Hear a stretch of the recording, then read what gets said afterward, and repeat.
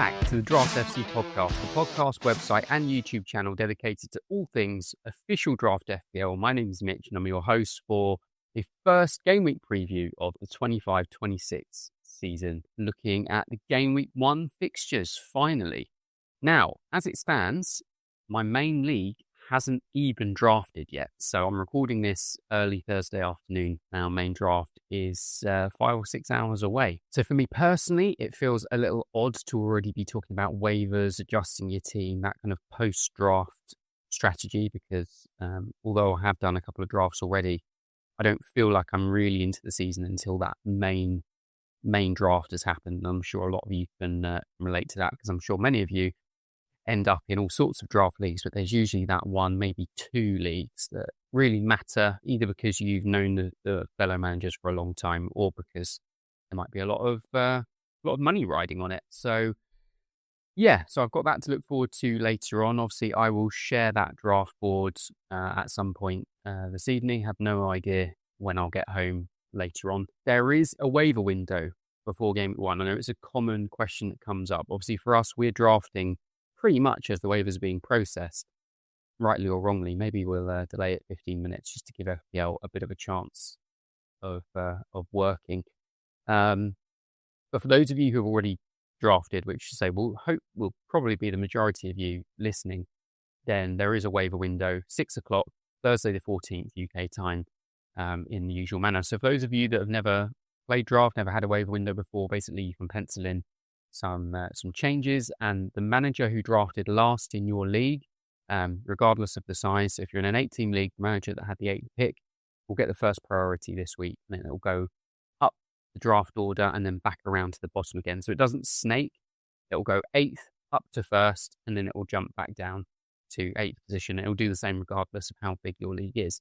What that means for a lot of leagues out there is that somebody like Sheshko is going to be there ready and waiting. Now, I've said in some other places, and I think I've said on here before, our league imposes a bit of a transfer embargo on any new players that are signed after we draft and before the window shuts. So that means any players that enter the game within the next 3 weeks before Game Week 4, we won't be able to touch. And then for that Game Week 4 waiver window, everything's fair game. That doesn't apply to players who will get an inter-Premier League transfer. So if Gay moves to Liverpool, if Savinho moves to Spurs or something like that, that's fine. They're fair game. They're already in the game, and you can plan and take on that risk, knowing what the rumours are. For those of you that are watching this after the waivers have processed and didn't even realise that was a thing, then you'll likely be on sort of either Thursday night or Friday. We'll be in free agency, which means basically at this point, it's a total free-for-all. Any of the players that were dropped in the waivers will be locked, so you can't just hoover up somebody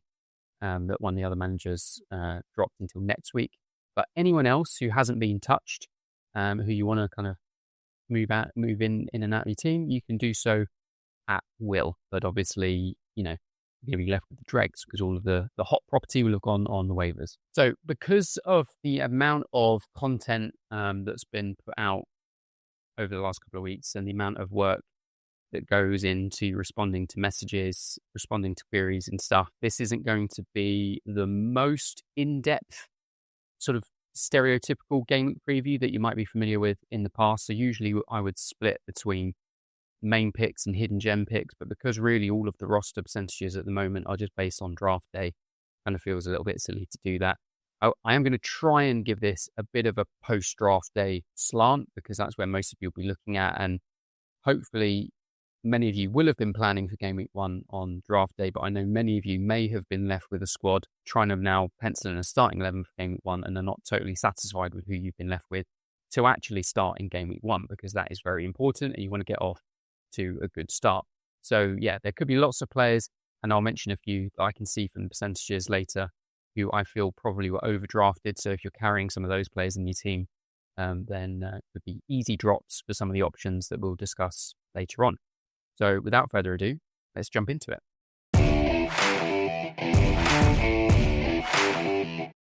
So let's have a quick look at the Game Week 1 fixtures. Probably always a good place to start. We kick things off on Friday. So we've got Friday night football, a long weekend through to Monday night football too, hence why the waivers will process this evening on Thursday the 14th. So Liverpool, Bournemouth, excellent fixture there for all of the Liverpool assets that you might pick up on draft day. And, doesn't really matter who they were playing. I'm sure the Liverpool assets would still be just as tasty to us in the draft. Elsewhere, Spurs against Burnley looks pretty good on paper. Spurs obviously coming off the back. A bit of a grueling, disappointing night in the end against PSG last night, but I think it was a promising outing.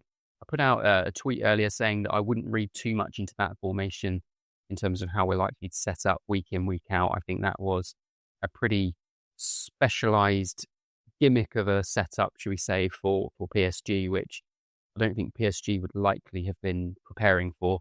Basically, it took them 80 minutes or so to figure it out. We ran out of legs and they duly turned us over. But I think there are some options for Spurs for sure in the waivers based on some of the roster percentages. Sunderland West Ham is a coin toss for me. That could go either way. And I do wonder if Sunderland can get a big opening day result there. So we could be overlooking Sunderland assets and sort of team where there'll be lots and lots of availability in the waivers.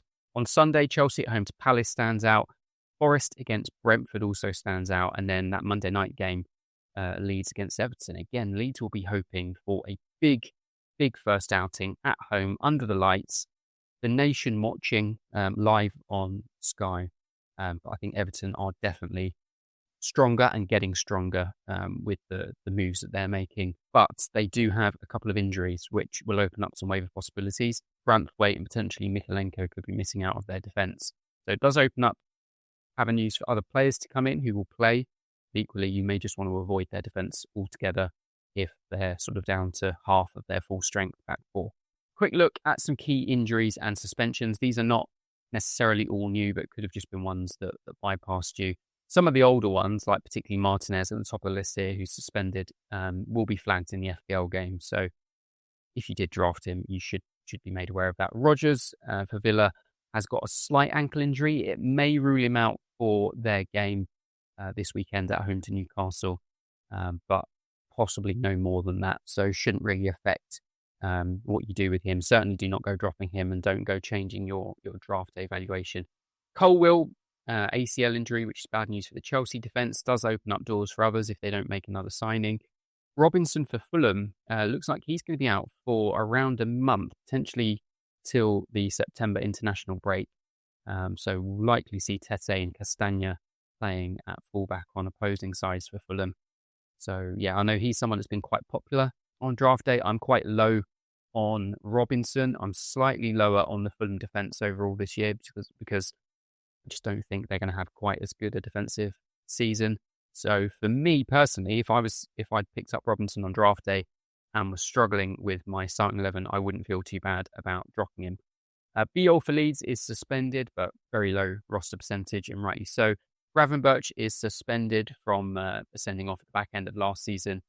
Vardio is going to miss this game with a knock. Rodri has had an injury setback with his groin again, similar to Robinson, probably looking at that September after the international break for him to come back. And of course, James Maddison last week confirming that he did indeed injure his ACL with undergone surgery, and we won't see him, similar to Colwill, until sometime in 2026. So fully off the boards and completely out of my rankings, unfortunately, for now. So let's have a look at some of the draft day regrets that could be floating around in your teams. Now, I'm not going to be talking about Sons and Luis Diaz's, because I'm aware that due to many reasons, not least the FPL site being unstable, that sometimes, slight internet connection issue for a minute and you end up auto-picking one of these guys. So for whatever reason, if you've ended up with one of those guys, they have to be switched out. And but it's some of the other guys who don't have an obvious issue but may have just been picked up slightly blindly. And there's a bit of a theme to the list for those looking on screen, but I'll go through them all in turn. The theme really is Manchester City defenders. We've got Ake, Stones and Kusanov there, all with ownership around the kind of 80% mark. And really, I would be concerned about all of their minutes because I think in the first choice back four, potentially none of them make it in. And that's as it stands. That could, of course, evolve as the season goes on. But as it stands right now, I would personally not be wasting any draft picks on those players. Diaz, 8 Nore, Matheus Nunes, Vardiol, absolutely fine, and they're going appropriately so on the majority of draft boards out there. But these guys, not interested in whatsoever. Højlund for United was picked up, and these are 8-team league stats, by the way. Højlund was picked up in over 80% of draft leagues out there. You could argue he's third choice centre forward for Man United now, and I know there was talk of them sort of putting up sale with a price tag. We'll see how it goes. I wonder if the first squad against Arsenal, if he even makes the bench, could be one of them who's just completely left out as they look to move him on and almost give him a bit of an elbow out the door. So, yeah, I would certainly be looking to try and move Højlund out for someone with a bit more upside and someone that we know is sticking around that could see some minutes. Mosquera for Arsenal picked up in nearly 70% of leagues, which was quite a surprise. Again, I see him as a rotation option. Their centre-back pairing is so established, arguably the best centre-back pairing in the Premier League. Yeah, Mosquera is going to be playing FA Cup games, Carabao Cup games, rotating in and out here and there, but that's about the limit for me. And if you've ended up with him in your squad, then again, I'd be looking to move him out. Muniz for Fulham is a big transfer rumour of going to Atalanta in Serie A. So doesn't look like that move to Leeds is going to materialise. So his value has plummeted. In fact, I think I've totally taken him out of my draft ranking yesterday. So if you've ended up with him, which aren't many leagues to be fair, less than 30%, but if you did pick him up as your third striker, then you're going to have to look for somebody else. And then Mark Gay is another one who I would be concerned about. And I'm sure lots of you, particularly some engaged managers, especially with Palace's opening fixtures. I know they've got a tricky one away to Chelsea in Gameweek 1, but the fixtures do open up after that, as we'll discuss in just a moment. But for me, the potential for him moving to Liverpool does not fill me with confidence because, as it stands, I don't know where he would actually fit into that starting 11. Is he going to take over Konate's spot? I don't think Gay's ever played as a right-sided centre-back. Van Dijk's not going to move over. He's obviously not unseating Van Dijk. So, yeah, I'm not sure where he fits in. He could be another one who just plays a lot of the lesser cup games, easier Champions League games to give Van Dijk some rests. So I'd be a bit lower on Gay and well down my draft rankings now. So let's get into the main picks. So, if you're looking at that and going, Christ, I've got 2 or 3 of those guys. Let's see who you might be able to replace them with. And actually, at this stage, given that it's quite an open field and we don't really truly know how every team's going to set up and start and play, we can consider a lot of options. So in defence, I've got a big list here, and I've listed them in order of their current, or more or less in their current order of roster percentages. Michael Keane for Everton, less than 1% owned, trip to Leeds in Gameweek 1, and likely to come in if that news about Brandwaite's injury is confirmed. I've also got O'Brien on there. He's slightly higher owned at 3%, with the potential injury news to Mikalenko, and also Patterson's out as well, so they could be a bit of a mess at the back. He will almost certainly start, but like I said, with all of those changes, you may just want to look elsewhere entirely. Say they are playing away. Leeds will be well up for that game, and despite Kieran and I sort of voicing our concerns about their goal scoring potential this season in our Leeds preview, in the promoted teams preview pod, wouldn't put against a 1-1 draw here, but yeah, it's up to you. They're going to be options for the majority of you. Chelsea are the other ones who have got some options on the table, and at this stage of the season could be ones that you're looking at for far more than just Game Week 1. So we've got Tosin and we've got Chalobah in there. Tosin owned in about 1% of leagues, Chalobah 9%, so both very, very low. Chalobah was a slight injury doubt, but I haven't heard any news bigging that up since that happened. So I'm expecting him to start as the right-sided centre-back with Tosin. Fofana doesn't look like he's in the picture quite yet, and there are no other transfer rumours that I've heard.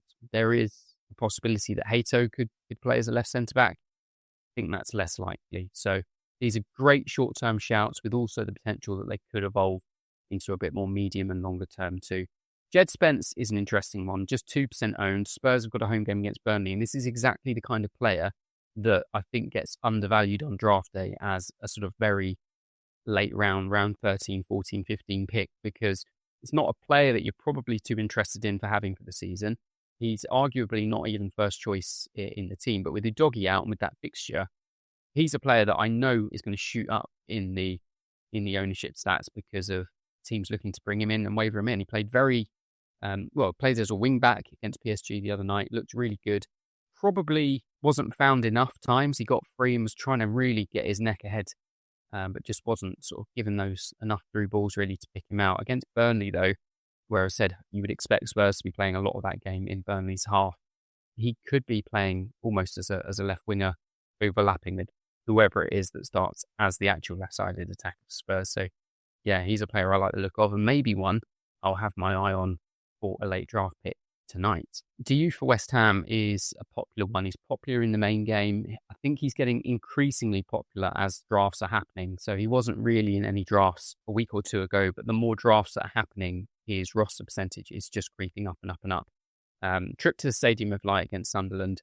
Really not sure what the West Ham defensive unit is going to look like, generally speaking, but he's an exciting option. Lots of upside, and yeah, could get a couple of attacking returns over the next few weeks, which is always nice. Collins in for Brentford, just a defensive contribution monster. Even if Brentford concede against Forest, which I expect they will, he could be a relatively safe, boring pick for 4 points either way. Similarly with Wan-Bissaka, actually, his ownership is a decent amount higher. A lot more attacking upside than Diouf on the left, but with Wan-Bissaka, it's really about those defensive contributions. He's another one, even if West Ham concede, could get you a fairly safe 4 points. And then the final one in the same bracket is Romero, 54% owned, home game against Burnley. In terms of clean sheet odds, I think it is, despite all of Spurs' frailties last season, it is the best one on paper, and he's another one who likes to be very busy and get involved. As we saw in that PSG game, Romero and Van de Ven could actually be quite promising options if we're going to go all out on the set pieces, long throw-ins. Every free kick that happened in the PSG half, Vicario was up to pump it into the box. To say that could have just been a bit of a gimmick for that game and just really trying to impose a sort of physical dominance on PSG. But if that carries on, if we see that again in the Burnley game, then it's clearly a tactic that they're deciding they want to try and wring every drop out of, and it really opens up for the likes of Romero and Van de Ven. An interesting one. And then I've just quickly highlighted the ones that I would be aiming for, because I know lots of you will be looking at this and going, well, which one?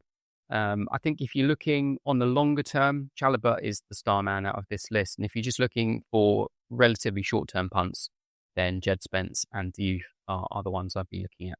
In terms of defences overall, when you're looking at waivers, you don't have to plan too far ahead. If you're looking at just the first few weeks, Chelsea are a standout, Everton too, Forest, and also Aston Villa. I don't mind that fixture on Saturday lunchtime at home to Newcastle.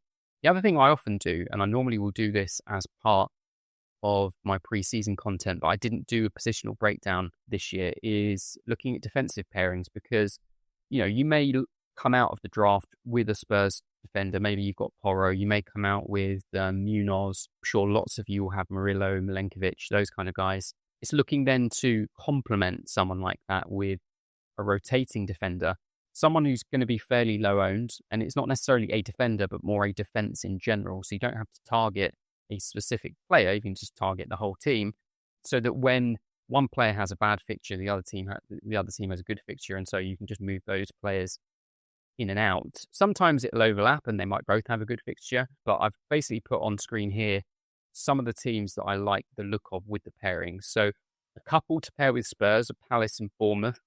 And what I've done is basically highlighted which fixture from each of those teams you would play that week. So you'd have Burnley at home for Spurs in 1, Forest at home for Palace in 2, Bournemouth at home for Spurs in 3, Sunderland at home for Palace in 4, and West Ham away for Palace in 5. So 4 decent home games, and then West Ham away isn't too bad.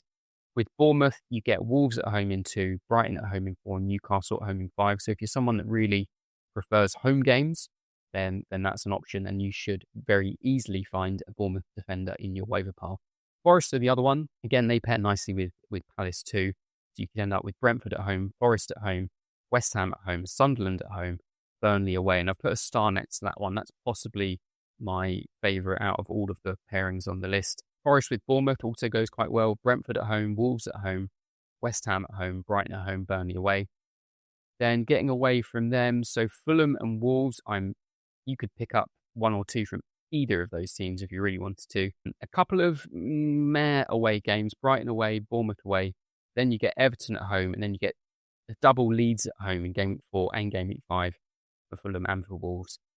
Everton and Newcastle, Leeds away, Brighton at home, Leeds away, Wolves at home, Bournemouth away is fairly nice. And then the last one, which is probably more of a tip of my hat to those of you who are in leagues that have, let's say, more than 12 teams. So your 14-team, 16-team leagues, which I know there are enough of you out there. You may be struggling to find a Palace defender or a Forest defender or a Wolves. These players may actually have been mopped up on draft day. So trying to bring in a newly promoted team like Sunderland may actually open up a decent and attainable option for you. So Fulham and Sunderland, you could end up with Sunderland at home to West Ham, then away to Burnley in Game Week 2, then Sunderland at home to Brentford in Game Week 3, and then you finish off with Fulham with a home game against Leeds and a home game against Brentford. So if you're just looking purely at the fixtures, that is possibly, arguably, the nicest 5 on the screen. But obviously it's Fulham and Sunderland, so we're not as confident in those defences. But definitely an option for those of you in the bigger leagues. Let's talk about some midfielders, always the more exciting ones, and a lot of players on screen who feature in my draft rankings to some degree. I've not listed any players who are owned in more than 50% of leagues. And as you'll see from these players, we've got a good mixture of the central midfield monsters who we're hoping could sort of do a bit of everything and mop up those Seabird points. But we've also got some more sparkly winger options. So, we've got Marlon in there, Minter, Gittins, who are all owned in less than 20% of leagues with decent home fixtures in Game Week 1. Then you've got, say, a lot of the other central midfielders, Bruno G, Szoboszlai, Reinders, Tielemans, and Anderson, who could all do well on their day and again, can do a bit of everything, can score goals, can assist, and can get those defensive contributions as well. Tielemans is one I would seriously be looking at because Villa's opening run of fixtures is pretty good, so he could be a player that you're keeping around for quite some time, and if he does well, you may be very reluctant to drop him again. The same with Reinders and the same with Szoboszlai, depending on exactly where he plays in that Liverpool 11. The other player you'll have heard me talking about in some of the preseason content that I'm a fan of is Jorginho for Brighton, who is the lowest owned on that particular list I've got on screen. Just 6% of drafts saw him picked up, and they kicked things off with a home game against Fulham, which is very nice. Also, some quiet rumours this week that Danny Welbeck could be attracting interest from other clubs and that Brighton could actually be prepared to sell him. And combined with the fact as well that O'Reilly is also being linked with some moves away. So not only is Jorginho becoming almost a lock for number 10, he could also be playing in a kind of a false 9 role, which would make him even more attractive. And again, the sort of player you could bring in this week with a short-term view just to kind of see where he fits in and see how he does, who becomes actually someone that you're very reluctant to drop as the weeks tick on. I say I didn't put the stars on this screen purely because I forgot, but the ones I would be drawing your eye to are Szoboszlai, Tielemans, Gittins, and Jorginho. I think really with these guys, it's just balancing your squad. So if you've got a couple of Liverpool players, I've maybe dodged Szoboszlai. I've already got a couple of Chelsea players. I'd dodge Gittins, for example. But any of these guys could go off this week. And finally, the forwards. Obviously not an inspiring list given the lack of options. Barry for Everton is owned in 50% of leagues, and I think if it's not this week, within a few weeks, he could end up becoming Everton starting number 9. That's at least how I'm valuing him this year. Fulkrug, I think, is going in far too few draft leagues, just 42% owned. Starting West Ham striker, we can't be turning our nose up at that kind of level of player, so I think he needs to be picked up in more of those leagues, particularly if you've got a Højlund, a Muniz, someone like that is a very easy swap. Thiago for Brentford as well. As it stands, is their starting number 9. I know we basically haven't seen him yet, so he's almost being treated like a new signing. But unless they bring somebody else in, he's pretty much nailed on to start up front for Brentford. So same with Fulkrug. We can't be turning our nose up at him. And then Mark Guiu for Sunderland, who's joined on loan from Chelsea. Again, and same as what Draft FC Kieran thought in the preseason pods. Don't think it's going to be very long before we see him as at least one of the starting forwards in the Sunderland team, depending on how they set up. A good home game against West Ham. I think Game Week 1 could be too early for him, but I don't think it will be long because, as Kieran also pointed out, and I think as has been referenced elsewhere, Chelsea probably would have included some sort of clause in that loan that said he had to get a certain number of minutes, otherwise Sunderland would have some sort of penalty because ultimately Chelsea want him getting minutes and they want him improving. So, yeah, they won't just send him there to warm their bench. Of course, the big thing, as ever, and we're big, it's one of our sort of pride and joys, are the predicted lineups. Predicted lineups for members have been in there for a week or two now, have also within the last 24 hours gone live to the front site. So even if you're not a member at Draft FC, in the way that you may be familiar with already, you should now be able to see our predicted lineups in there. I'll do another pass of those later this afternoon. That'll probably be part of my pre-draft protocol, just to get my head in the game. But there's still a lot of unknowns. We'll have some press conferences happening over the next 48 hours, and that'll probably inform a few changes.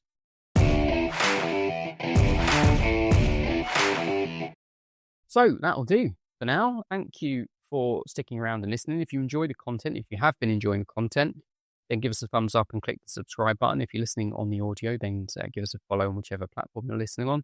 If you've suddenly found yourself here and have missed all of the other preseason content, which I think is probably unlikely, then I would say there's still plenty of value to get from those. Got the top 20 draft rankings, which just from a trade perspective might give you an idea on how I value certain players, and then lots of our very long, in-depth team-by-team chats like I did with Draft FC. Kieran, again, at this stage, I think there's still plenty of value to get from those as well. And of course, go and head over to draftfc.co.uk if you are serious into draft. Just because you haven't been signed up for all of the preseason stuff and the draft rankings, we're still here 38 game weeks of the year and beyond, giving you stuff that you need week to week to help improve your team, form your waivers, and just give you stats that you don't find anywhere else. So we'll have the first waiver window this evening. We have full waiver and free agent stats. Taz, I believe, has been working on a couple of things with that data as well that he's got up his sleeve that we'll see within the next 24 hours too, which is exciting. And I'll probably share some of that ahead of in the Game 2 preview next week. So yeah, head over there if you want to check all that stuff out, and we'll be glad to have you on board. And of course, you'll get into the Draft FC Discord server, which is really filling up. Feels like standing room only in the Discord now. It's really good. Lots of chat. So much chat, to be honest, especially when I'm at work doing my day job. A lot of it passes me by, but there's a lot of good advice and a lot of people chipping in, helping each other out, which is nice to see. So yeah, we'll leave things there. As I said, I will share the Shook Ones 2025 draft board at some point later tonight. So we'll see what draft pick I get. And until next time, until next week, stay shook.